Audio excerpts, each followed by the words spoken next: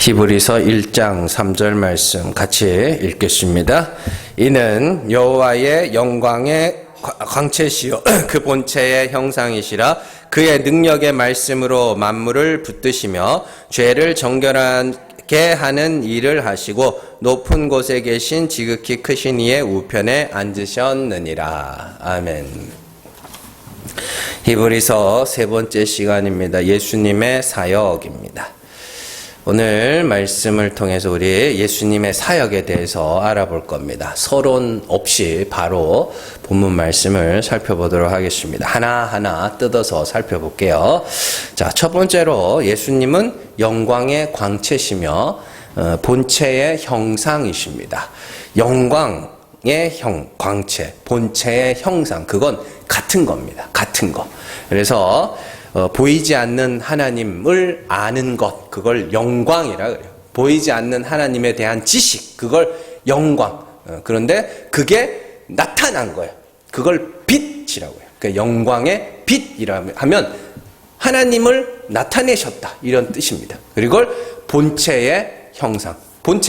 본체이신 하나님은 보이지도 않고 볼 수도 없어요. 그런데 그 본체이신 하나님이 형상을 입고 보이는 모습으로 나타나셨다. 그게 본체의 형상이라는 것이죠. 그러니까 같은 거예요. 같은 거. 뭐냐? 그냥 하나님을, 아무도 알지 못하는 하나님을 예수님이 보여주셨다. 이 땅에 육신을 입고 오셔서 우리에게 보여주셨다. 이런 말입니다. 이는 다른 성경에서도 자주 등장하는 말씀입니다. 요한복음 1장 18절 말씀 같이 읽습니다. 본래 하나님을 본 사람이 없으되 아버지 품속에 있는 독생하신 하나님이 나타내셨느니라. 고린도후서 4장 6절 같이 읽습니다. 어두운 데에 빛이 빛이라 말씀하셨던 그 하나님께서 예수 그리스도의 얼굴에 있는 하나님의 영광을 아는 빛을 우리 마음에 비추셨느니라. 골로새서 1장 15절 같이 읽습니다. 그는 보이지 아니하는 하나님의 형상이시요 모든 피조물보다 먼저 나신 이시니. 아멘. 요한복음 1장에서는 본래 하나님을 본 사람, 아는 사람이 없으되 아버지 품속에 독생하신 하나님이 나타내셨다. 보지 못한 것을 나타내셨다. 자, 고린도서 4장 6절에서는 예수 그리스도의 얼굴, 파님입니다. 파님이 나타내다, 나타남이라고. 예수 그리스도의 얼굴, 예수께서 나타내신 하나님의 영광을 아는 빛, 영광의 광채. 하나님을 나타내는 그 빛, 그게 우리 마음에 비쳤다. 그게 뭐냐면 하나님이 예수 그리스도께서 나타내신 그 하나님을 우리 마음속에 보여주셨다. 깨닫게 하셨다. 이런 뜻이죠. 골로새서 1장 15절 보이지 않는 하나님, 그 본체죠. 보이지 않는 하나님의 형상이야. 누가요? 예수님이. 영광의 광채이며 본체의 형상이신 예수님의 사역이 중요한 이유는 우리가 예수님을 통하여 참 하나님, 사람들이 상상하는 하나님 말고요. 사람들이 상상하고 추측해서 만들어낸 그런 하나님 말고 진짜 하나님이 어떠한 분인지를 알아야 그 하나님과 비로소 올바른 관계를 맺을 수가 있기 때문이죠. 하나님은 끊임없이 우리에게 자신을 계시하고 계셨습니다. 하나님이 우리에게 자신을 계시하신 이유는 우리와 화목하기 위해서였어요. 그런데 인간들은 자기가 생각하는 하나님, 자기가 상상하는 하나님이 이게 진짜라고 믿는 거예요. 그러니까 사람들이 똑똑한 것 같은데 진짜 어리석은 게 뭐냐면 우상이라는 건 사람이 만든 거거든요. 자기가 만들어 놓고 자기가 그걸 신이라고 해놓고 자기가 그걸 섬기고 그게 진짜라고 믿어버려요. 그 나중에 되면 사람이 만들었다고도 생각 안 해. 원래 있었던 것처럼 그렇게 생각을 하는 거예요. 그래서 리차드 도킨스라는 사람이 만들어진 신이라는 책을 썼어요. 근데 거의 절반은 맞는 말이에요. 신은 사람이 만든 거예요. 이 땅에 존재하는 모든 신은 사람이 만든 겁니다. 그러나 진짜 하나님이 있었단 말이에요. 진짜 하나님이 있어서 그 하나님이 어떻게 해요? 계속해서 자신을 계시하고 있었는데 이 사람이 자기가 상상하는 게 너무 강한 거라. 너무 강한 거야. 그러니까 예전에도 한번 그런 말씀을 드린 적이 있습니다만은 그 터미네이터라는 영화에서 이렇게 마지막에 터미네이터 2의 2탄에서 터미네이터가 마지막 용광로로 이렇게 쑥 들어가는 장면이 있거든요. 그때 이제 I will be back 하고 내려가는 줄 다 알고 있는데 그때 알면 굿바이 하고 내려가요. 예. 근데 전부 다 대부분의 사람들이 I will be back 하고 내려간다고 알고 있으니까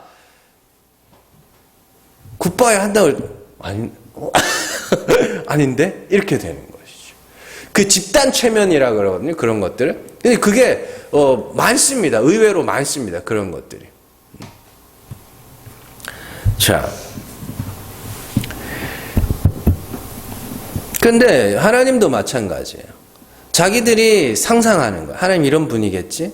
자기들이 하나님 이런 분이겠지? 상상하는 거. 언제부터요? 아담배 때부터, 선악과 따먹고부터. 하나님은 벌거벗은 것 보고 부끄러운 거라고 말씀하신 적이 단 한 번도 없는데 자기 혼자 뭐예요? 이건 부끄러운 거야. 두려워 숨었나 이러고 있는 거예요. 선악과 따먹었기 때문에 숨었다고 안 그랬어요. 벗었으므로 두려워서 숨었다 그래요. 하나님은 벗은 것 같고 뭐라 한 적 없거든요. 그때부터 뭐 하는 거예요? 자기들이 하나님을 뭐 하기 시작하는 거예요? 상상하기 시작하는 거예요. 그래서 하나님이 계속해서 뭐 하는 거예요? 계시하시는 거예요. 그러다가 맨 나중에 예수 그리스도를 통하여 독생하신 하나님, 그냥 하나님이에요. 하나님이 육신을 입고 오셔서 보이는 하나님으로 우리에게 보여주신 것이죠. 자, 그래도 못 알아듣죠. 그래서 어떻게 해요? 아까 고린도서 4장에 하나님이 직접 그리스도께서 나타내신 참 하나님을 아는 지식을 우리 안에 심어버리시죠. 그래서 빛을 비췄다라고 이야기하라고. 자, 우리가 성경, 특별히 복음서를 읽으면서 너무 쉽게 예수님처럼 삽시다라는 결론에 이릅니다. 너무 쉽게 그렇게 말하는 사람들이 있습니다. 나쁜 건 아니에요. 어느 정도는 필요하고 좋은 겁니다. 그러나 우리는 예수님의 행적과 말씀과 표적과 기사를 통해서 제일 먼저 뭘 해야 되냐면 하나님이 어떤 분인지를 알아야 되는 겁니다. 예수님은 하나님을 나타내기 위하여 이 땅에 오셨습니다. 그래서 그 예수님을 뭐라 그래요? 빛이라고 이야기하죠. 빛. 어둠에 앉은 자들에게 빛이 비쳤도다. 그 빛이 뭐냐면 하나님이 어떠한 분인지를 나타내러 오신 분이에요. 예를 들어서 산상수훈의 8복에서 예수님은 가난한 자는 복이 있나니 천국이 저희 것임이라 말씀하셨어요. 자, 그 말은 하나님은 가난한 자를 믿음에 부여하게 하셔서 하나님 나라를 상속으로 물려주시는 은혜의 하나님이심을 말씀하신 것이죠. 그렇죠? 그럼 우리가 예수님의 말씀을 통해서 뭘 알아야 되냐면 하나님이 가난한 자를 구원하시는 하나님이구나. 그래서 나는 뭐 하면 돼요? 가난한 자가 돼야지. 자, 그러면 뭐라 그러면 그 상태를 하나님과 화목했다. 하나님은 가난한 자를 부욕해 하시는 분이면 내가 가난해지면 하나님하고 이제 그제서야 뭐가 되는 거야? 화목해지는 것이죠. 의에 줄이고 목마른 자는 복이 있나니 저희 배가 부를 것이다. 이렇게 합니다. 그건 의에 대한 이야기입니다. 의에 줄이고 목마르다는 건 내게는 먹고 죽을 의도 없다는 소리입니다. 내가 의가 없어요. 그래서 줄인 자가 됐어요. 목마른 자가 됐어요. 하나님은 그들에게 하나님의 의를 부어주시는 겁니다. 하나님의 의를 먹고 배부르게 하시고 하나님의 의를 마시고 목을 축이게 하시는 것이죠. 그래서 반드시 의에 줄이고 목마른 자가 돼야 됩니다. 그러면 어떻게 되는 거예요? 그러면 그 하나님하고 화목하게 되는 것이죠. 이거를 그게 하나님을 알라. 그러니까 예수님의 말씀은 다 뭐예요? 하나님이 어떠한 분인지를 나타내시는 거죠. 그래서 예수님은 하나님의 형상으로서 가난한 죄인들, 의에 줄이고 목마른 죄인들을 의롭다 하시는 모습을 보여주시는 겁니다. 그래서 세리와 창기와 죄인들과 함께 다니시면서 그들의 죄를 사하시고 그들을 의롭다 하시고, 그죠? 그들과 함께 식사도 하시면서 도리어 그들을 멸시하고 그들을 욕하고 그들과 함께 식사하는 예수님을 비방하는 자들을 향하여 도리어 뭐라고 하시는 것이죠. 그래서 우리는 그런 예수 그리스도의 모습, 예수 그리스도의 삶을 통해서 하나님의 모습을 볼 수 있어야 되는 겁니다. 누가복음 18장 9절에서 14절 말씀 같이 읽습니다. 또 자기를 의롭다고 믿고 다른 사람을 멸시하는 자들에게 이 비유로 말씀하시되 두 사람이 기도하러 성전에 올라가니 하나는 바리새인이요 하나는 세리라. 바리새인은 서서 따로 기도하여 이르되 하나님이여 나는 다른 사람들 곧 토색, 불의, 간음을 하는 자들과 같지 아니하고 이 세리와도 같지 아니함을 감사하나이다. 나는 일에 2번씩 금식하고 또 소득의 11조를 드리나이다 하고 세리는 멀리 서서 감히 눈을 들어 하늘을 쳐다보지도 못하고 다만 가슴을 치며 이르되 하나님이여 불쌍히 여기소서 나는 죄인이로소이다 하였느니라. 내가 너희에게 이르노니 이에 저 바리새인이 아니고 이 사람이 의롭다 하심을 받고 그의 집으로 내려갔느니라. 무릇 자기를 높이는 자는 낮아지고 자기를 낮추는 자는 높아지리라 하시니라. 아멘. 하나님이 어떠한 분인지를 가장 단적으로 보여주신 말씀입니다. 자기를 의롭다고 믿고 다른 사람을 멸시하는 바리새인들에게 마지막에 예수님은 자기를 높이는 자는 낮아지고 자기를 낮추는 자는 높아지리라 라고 말씀을 하십니다. 그건 하나님이 그런 분이라는 소리예요. 이해되시죠? 그건 그냥 이 땅에서 야 겸손해라. 너 아니면 언젠가는 한다. 그런 이야기가 아니라 하나님이 그런 분이다. 하나님이 그런 분이니 너는 하나님이 높이셔야 할 낮은 자가 돼야 된다. 그러면 하나님이 높이셔야 할 낮은 자가 누군데요? 세리와 같은 자 아닙니까? 나는 죄인이로소이다. 나를 불쌍히 여기소서. 이게 자기를 낮추는 거라니까요. 겸손한 척하는 게 아니라.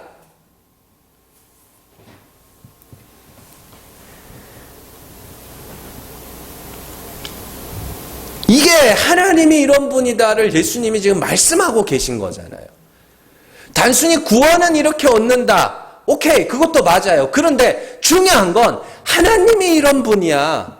하나님은 높은 자는 낮추시고 낮은 자는 높이시는 하나님이야. 그걸 다른 말로 뭐라 그래요? 은혜의 하나님이라 그래요. 줄인 자를 먹이시고 목마른 자를 마시우게 하시는 분이 그게 뭐예요? 은혜라 그래요. 가난한 자를 부욕해 하는 게 뭐예요? 은혜라 그런다니까요. 그러니까 예수님이 나타내신 하나님을 한마디로 요약하면 은혜의 하나님. 그래서 우리는 뭐 해야 돼요? 은혜 받아야 될 자로. 하나님은 주시는 분으로 그렇게 되면 그게 하나님하고 화목하게 되는 거란 말입니다. 그러니까 내가 낮아지고 가난해지고 의에 줄이고 목마른 자가 되는 건 해도 되고 안 해도 되는 게 아니라 하나님과 화목하게 하여 반드시 그렇게 돼야 되는 건데 중요한 건 뭐냐면 원래 그랬다니까요. 원래 우리가 원래 그런 모습이라니까요. 아닌 척하고 살 뿐이지. 그렇지 않습니까?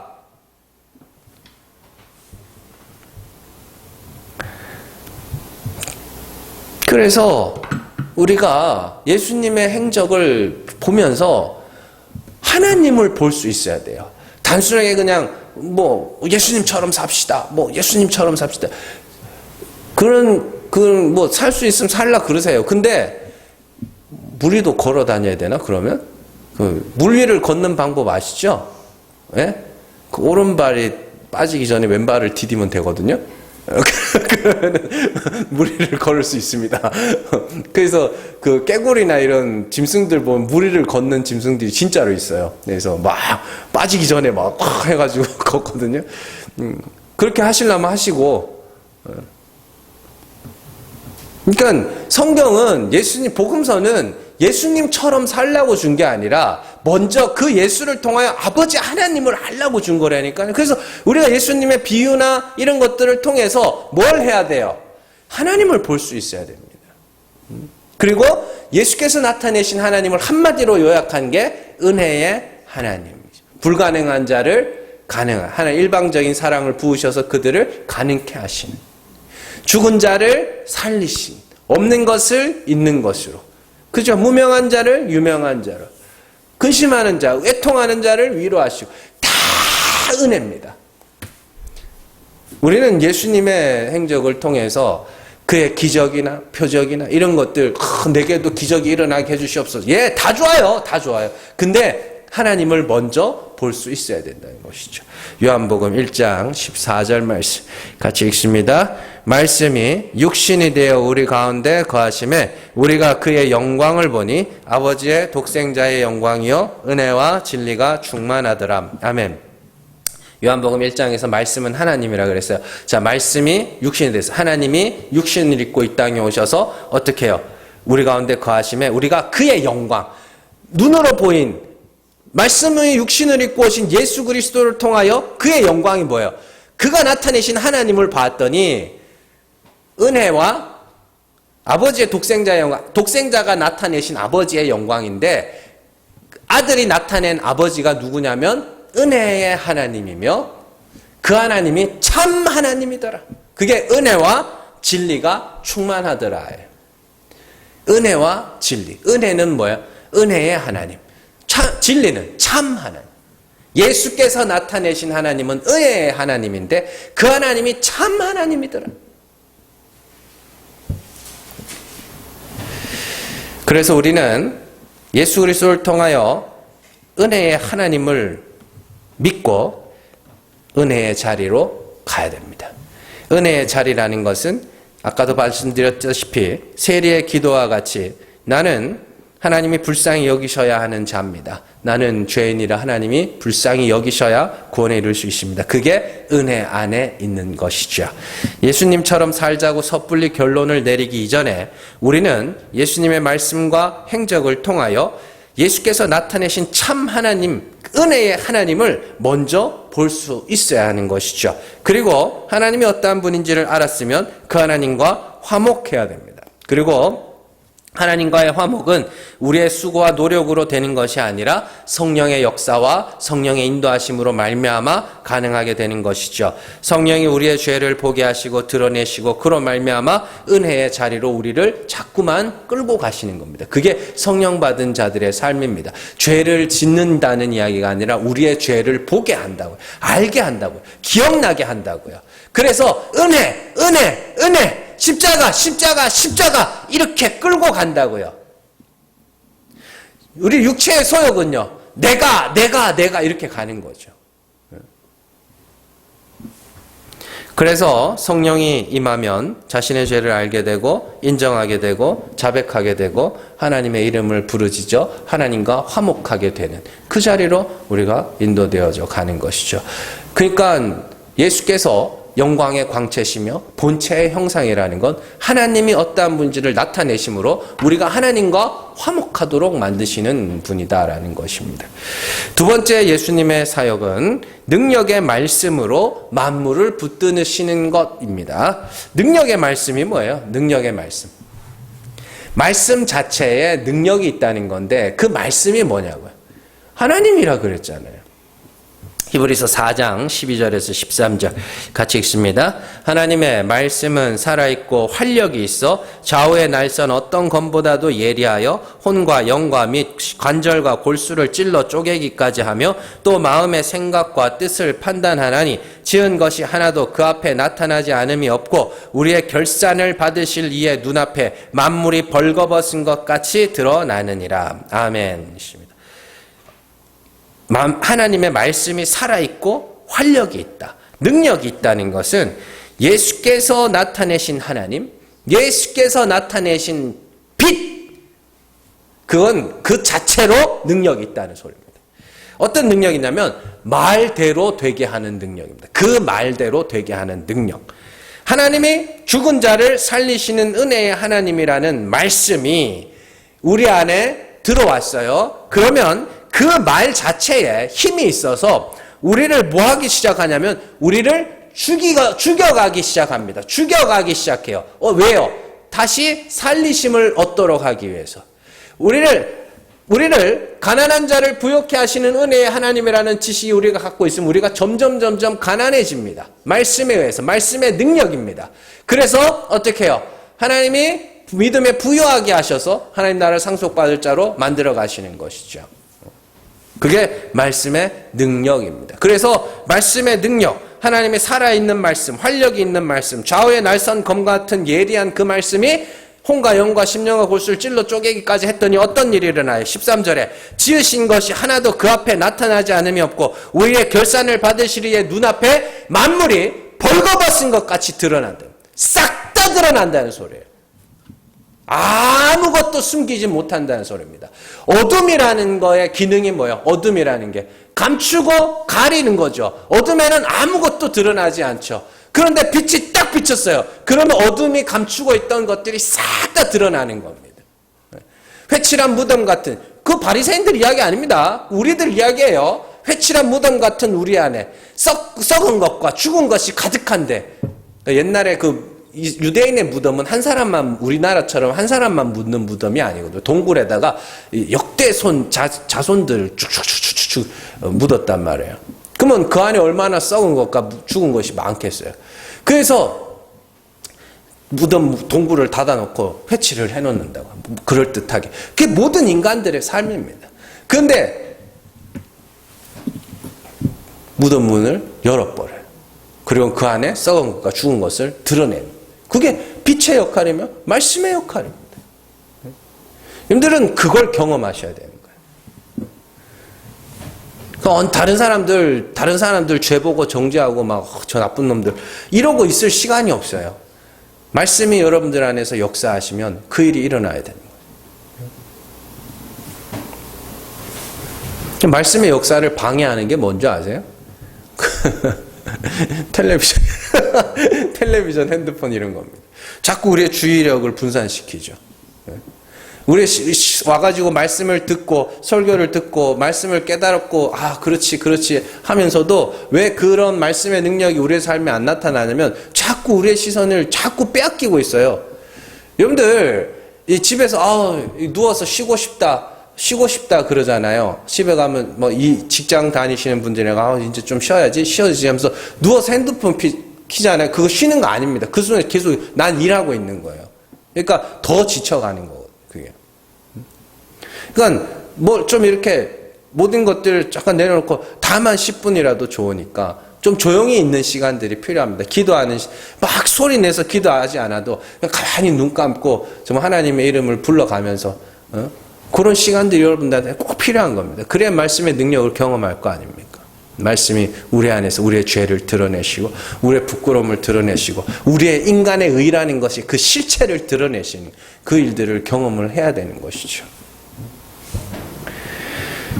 자, 이를 다른 말로 성령의 능력, 성령의 인도하심이라고 하는 것입니다. 실제로 성령의 능력이 나타나는 곳에서 회개 운동이 일어나는 일도 같은 원리라고 볼 수 있는 것이죠. 자, 근데 재밌는 게 반대도 능력이 있습니다. 우리가 믿는 하나님은 예수를 죽은 자 가운데서 살리신 하나님이시잖아요. 은혜의 하나님이시잖아요. 근데 율법의 하나님으로 믿는 사람들도 그 말이 능력이 있어요. 그래서 그들이 그 말을 받으면 그 말씀도 능력이 있어서 그 뭐 하냐면 율법 아래에서 계속 뭔가를 쌓아가기 시작합니다. 그게 말씀의 능력이에요. 여러분들 이게 지식의 무서움이라는 거거든요. 연쇄살인마 무섭다 그래요. 연쇄살인범 무서워. 우리나라에서 제일 많이 죽인 게 몇 명이죠? 10몇 명인가? 20명이 채 안 되는 걸로 알고 있네. 더 있나? 하여튼 연쇄살인마 그 정도입니다. 연쇄살인마가 죽인 게. 근데요, 지식인들은요, 몇 천만 명씩 죽입니다. 히틀러나 모택동이나 김일성이나 이런 사람들이 군인이 아니었어요. 지식인들이었어요. 철학자들이었어요. 그 사람들이 죽인 숫자가 연쇄살인마들 수백 배, 수천만 배입니다. 지식이라는 게 그렇게 무서워요. 여러분들 하나님을 아는 지식이라는 걸 절대로 가볍게 생각하시면 안 됩니다. 여러분들이 하나님을 잘못 아는 순간 그 지식에 의해서 여러분들은 지옥도 갈 수 있고 하나님을 똑바로 알면 그 지식에 의해서 우리가 천국도 가는 겁니다. 지식이 전부는 아닙니다. 지식이 전부는 아니지만 우리가 생각하는 것보다는 훨씬 더 중요하다고요. 훨씬 더 중요하다고요.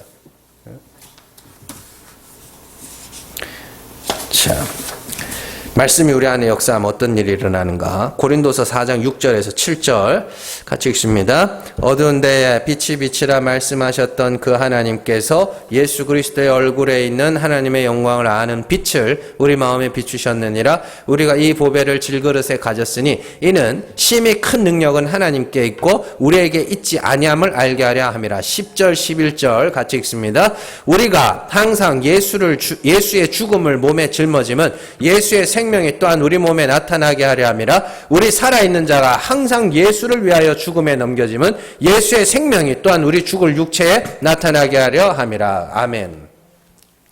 은혜에 대한 이야기예요. 자, 하나님의 영광을 아는 빛, 참 하나님을 아는 지식, 능력의 말씀이 우리 안에서 역사하자 어떤 일이 일어나냐면 7절에서 심히 큰 능력은 하나님께 있고 우리에게 있지 아니함을 알게 되었다. 그게 말씀이 우리 안에서 역사하면 일어나는 일이에요.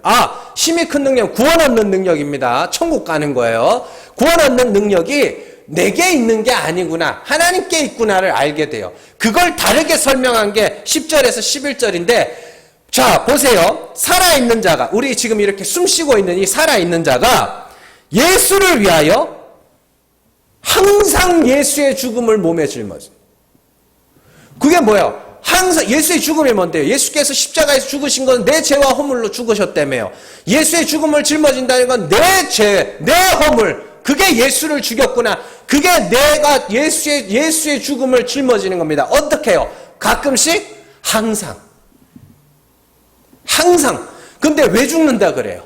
하나님은 죽은 자를 살리시는 이기 때문에 내가 그렇게 죽어야, 그리스도와 같은 모양으로 그리스도와 연합하여 죽어야 그리스도를 살리신 하나님이 나도 살리실 줄을 믿고 있기 때문에 내가 항상 예수의 죽음을 짊어지는 것은 예수의 생명이,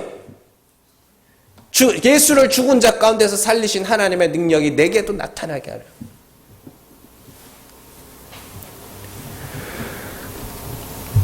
그 말씀의 능력입니다. 그러니까 말씀의 능력이 우리 안에서 역사하면 어떻게 돼요? 날마다 항상 죽음에 넘겨져요. 예수의 죽음을 짊어지게 되는 것이죠.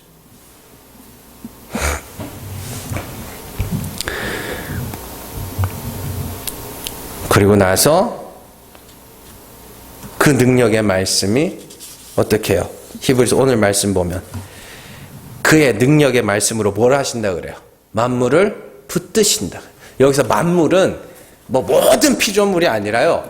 뒤에 가면 나오거든요. 만물은 성도입니다. 성도. 우리예요, 우리. 만물이 그리스도에게 복종하리라 하였으되 지금 보니까 만물이 복종하지 않는 걸 보니까 그 만물이라는 게 성도만 이야기하는구나. 그거 나와요. 뒤에 가면. 그때 배울 건데 만물이라 그러면 모든 피조물, 해와 달과 뭐 이게 뭐 하나님께 복종, 그런 이야기가 아니라 만물이라는 건 그가 지으신 누구예요? 그리스도로 말미암아 지으신 성도. 만물을 붙드신다는 게 뭐예요? 절대로 은혜의 자리에서 떠나가지 않도록 하시겠다는 소리입니다. 만물의 하나님의 능력의 말씀이 우리 가운데 역사하여 우리를 붙들면 어떻게 되냐면 항상 예수의 죽음에 넘겨지고 예수의 생명이 우리 몸에 나타나게 하기 위해서 날마다 죽노라의 삶을 살아가게 되는 겁니다. 날마다 은혜 아니면 안 되는구나. 하나님의 긍휼이 아니면 안 되는구나. 날마다 십자가가 아니면 안 되는구나. 그 자리로 날마다 우리를 붙들고 가는 게 능력의 말씀이 우리를 붙들었다고 이야기를 하는 거예요.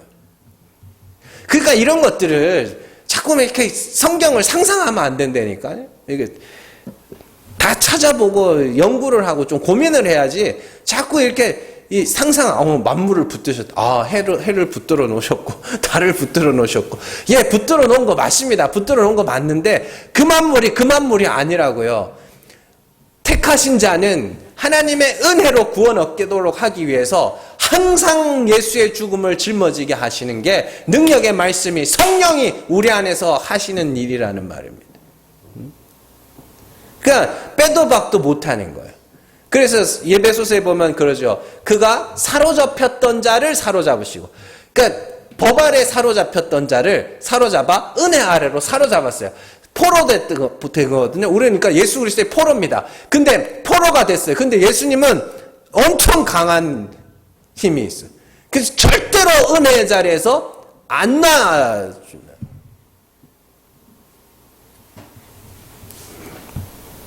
세 번째 예수님의 사역은 죄를 정결하게 하시는 사역입니다. 지금까지 내용을 기억하면 자, 우리의 죄는 반드시 드러나야 합니다. 그러나 하나님은 우리가 죄 있는 그대로의 모습으로 우리를 구원하시지 않습니다. 하나님은 반드시 그 죄를 사하신 후에 우리를 구원하십니다. 다른 말로 하면 내 죄는 사함받기 위해서 드러나야 하는 겁니다.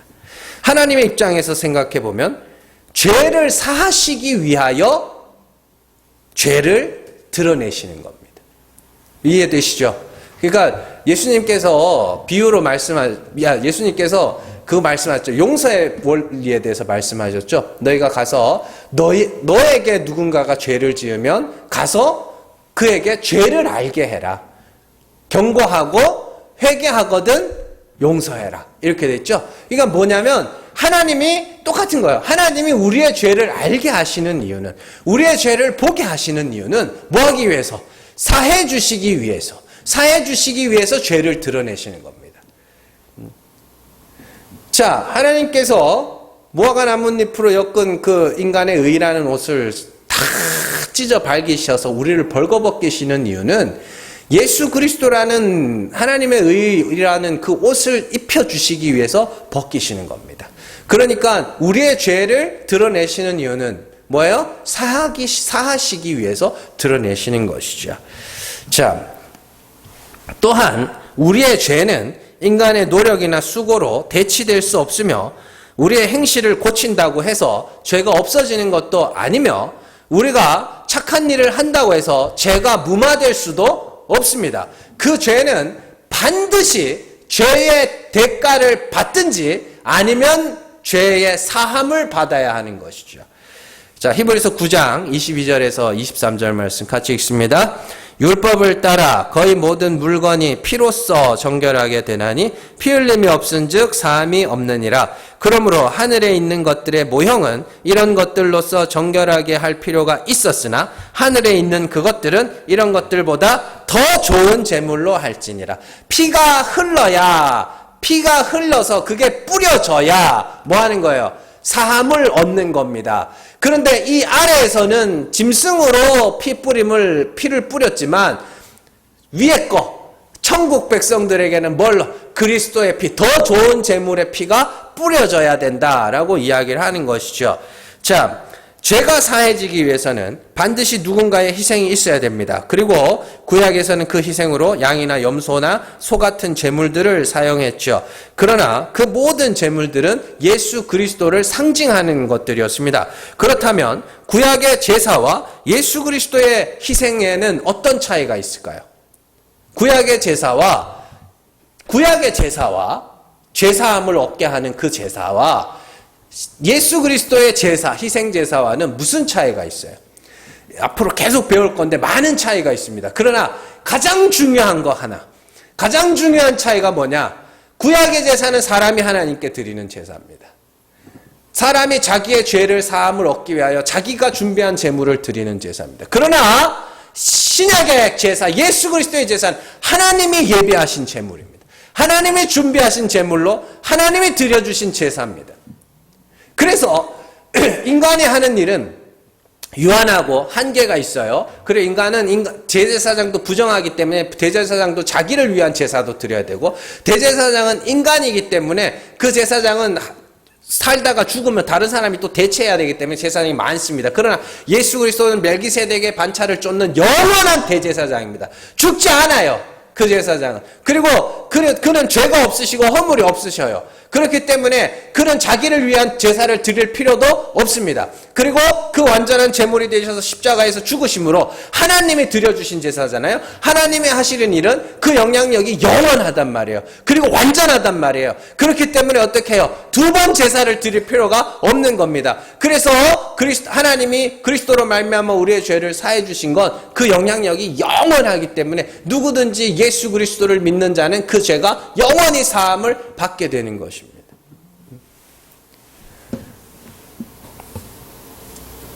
우리의 죄는 우리가 준비한 제물로 사해지는 게 아닙니다. 그 말은 우리의 죄를 대체할 수 있는 게 아무것도 없다는 소리입니다. 구약의 그 제사들도 그냥 모형이었잖아요. 가짜였잖아요. 그 짐승이 하나 죽는다고 어떻게 내 죄가 사해지겠냐고. 응? 다윗이 밧세바로부터 낳은 그 아들이 죽으면서 다윗의 죄가 사해지잖아요. 그럼 그 아들이 데스인에서 아닙니다. 예수 그리스도를 상징하는 겁니다. 우리의 죄를 대체할 수 있는 게 없다는 이야기예요. 우리의 죄는 그렇게 무서운 겁니다. 그래서 하나님 측에서 예수 그리스도라는 완전한 제물을 준비하셔서 우리를 대신하여 죽으시고 그를 믿는 자들에게 피를 뿌려 정하다 하시는 겁니다. 그래서 다윗은 이러한 하나님의 용서를 이해하고 시편에서 하나님이 원하시는 것은 우리가 드리는 제사가 아니라 상한 심령이구나 라는 걸 알게 되죠. 시편 51편 16절에서 17절 같이 읽습니다. 주께서는 제사를 기뻐하지 아니하시나니 그렇지 아니하면 내가 드렸을 것이라. 주는 번제를 기뻐하지 아니하시나이다. 하나님께서 구하시는 제사는 상한 심령이라. 하나님이여 상하고 통회하는 마음을 주께서 멸시하지 아니하시리이다. 아멘. 잘 보세요. 우리의 죄를 대체할 수 있는 건 이 땅에 존재하지 않습니다. 그러면 우리가 하나님 앞에서 할 수 있는 게 뭐밖에 없다는 소리예요. 긍휼을 구하는 것밖에 없다는 소리예요. 죄를 자백하고 하나님의 용서, 하나님의 긍휼, 그걸 구하는 수밖에 없다는 소리예요. 그런데 잘 보세요. 하나님이 예수 그리스도라는 그 제사는 2000년 전에 십자가에서 들이셨잖아요. 근데 그 영향력이 영원하다는 건 뭐냐면 하나님은 이미 용서할 마음을 다 갖고 계신다는 소리예요. 그리고는 어떻게 해요? 용서하실 자들의 죄를 드러내셔서 그들이 하나님의 긍휼을 구하게 하시는 거예요. 그리고는 뭐 한 거예요? 이미 용서를 해버리셨네?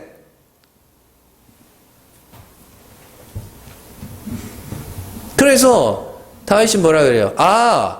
우리가 하나님 앞에 해야 되는 건 제사가 아니라 상한 심령이구나. 상한 심령이 뭐예요? 그 뒤에 나오잖아요. 상하고 통회하는 마음. 내 죄를 자백하는 마음. 내가 죄인입니다. 고백하는 마음.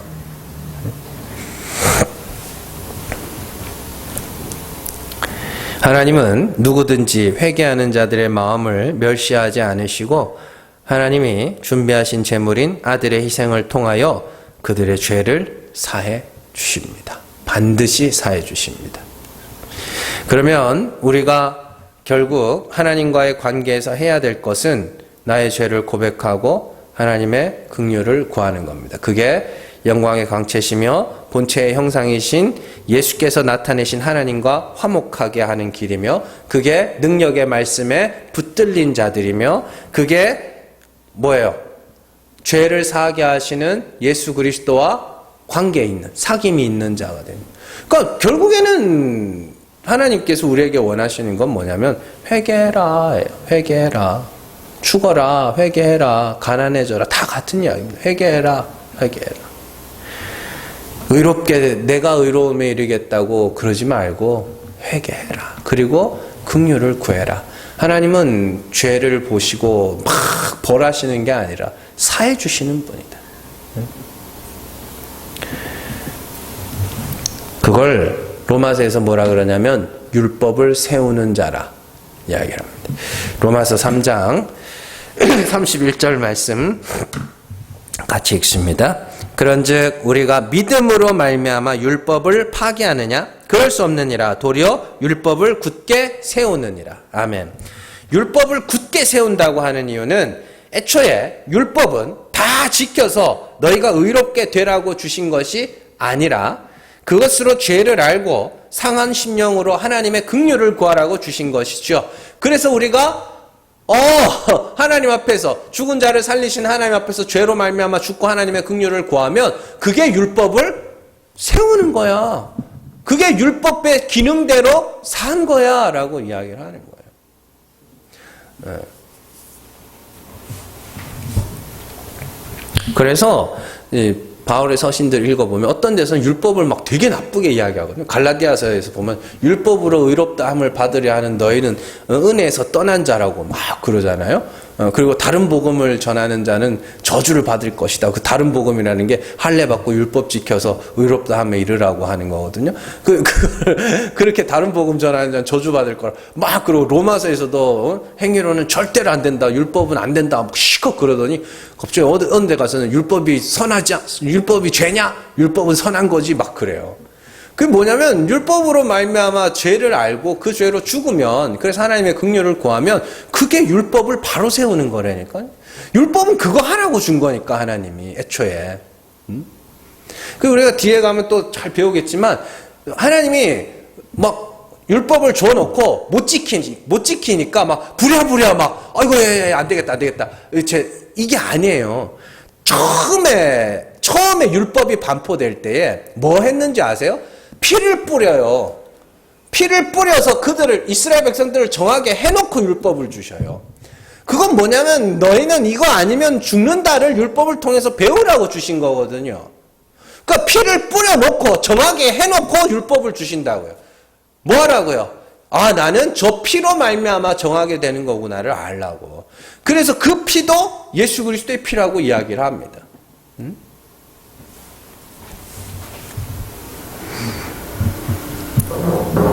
자, 성경이 하나님이 또한 예수 그리스도가 우리에게 원하시는 것은 우리는 불가능한 죄인임을 인정하라는 것입니다. 믿은 후에 우리는 사실 우리의 죄가 더 드러나야 됩니다. 죄가 드러날 때 너무 부끄러워하지 마세요. 그게 원래 사실 흙인 인간의 본래 모습입니다. 잘 감추고 있었잖아요. 그 원래 모습입니다. 원래 흙인 우리의 인간들의 모습이에요. 우리에게서는 선한 게 안 나오거든요. 선한 게 없거든요. 마음에서부터 썩었거든요. 그렇기 때문에 우리의 죄가 드러난다는 걸 깜짝 놀라고 처음에는 당황할 수 있는데 이게 원래 내 모습이었구나. 이게 원래 내 모습이었구나라는 걸 아는 것일 뿐입니다. 그러면 뭐 해야 돼요? 하나님 불쌍히 여겨주시옵소서. 나는 예수가 필요한 자입니다. 그렇게 가는 거예요. 네. 늘 정말로 죄와 싸우셔야 됩니다. 안 지으려고 해봐야 죄가 있는 줄 아는 거예요. 제가 주일에도 말씀드렸지만 그런 것이죠. 네. 그래서 정말 죄와 피 흘리기까지 싸워보시고 정말 나는 죄인이 맞구나라는 걸 깨닫게 되면 그때부터 뭐 하냐면 십자가에 집중을 하는 겁니다. 이런 거예요. 예를 들어서 달리기에 소질이 있는 애가 있다고 치자고요. 달리기를 잘하는 애가 있다고 치자고요. 근데 처음에는 얘가 달리기를 잘하는지 알아요, 몰라요? 처음에는 모르죠. 그렇잖아요. 그래가지고 얘를 이가지고 피아노도 가르쳐보고 공부도 가르쳐보고 미술도 가르쳐보고 막 태권도도 가르쳐보고 뭐 이것저것 다 시켜봅니다. 다 시켜보다가 어느 날 봤더니 달리기를 기가 막히게 잘하는 거예요. 그러면 이제 그때부터 뭐 하는 거예요? 찾았잖아요. 그러면 그때부터 거기에 집중하는 겁니다. 우리가 죄를 안 지어보려고 거룩하게 살려고 경건하게 살려고 열심히 노력을 해보셔야 됩니다. 그래가지고 여러분들은 나는 안 되는 거구나를 알게 됐을 때 그때 우리가 십자가에 집중을 할 수 있는 겁니다. 그런 과정들이 다 필요한 거예요. 어느 날 갑자기 모든 과정들을 훌쩍 건너뛰고 난 십자가에만 집중할 거야. 그런 거는 사실 없습니다. 열심히 죄와 피 흘리기까지 싸워보시고 그리고 십자가 그거 아니면 안 되는구나. 하나님의 은혜 아니면 안 되는구나. 그래서 깨닫고 정말로 은혜의 자리에 말씀에 붙들림 바 되어서 정말로 하나님의 은혜의 자리에서 은혜를 바라고 찬송하고 전하고 자랑하는 저 여러분들 되시기를 주님의 이름으로 축원합니다. 기도하겠습니다.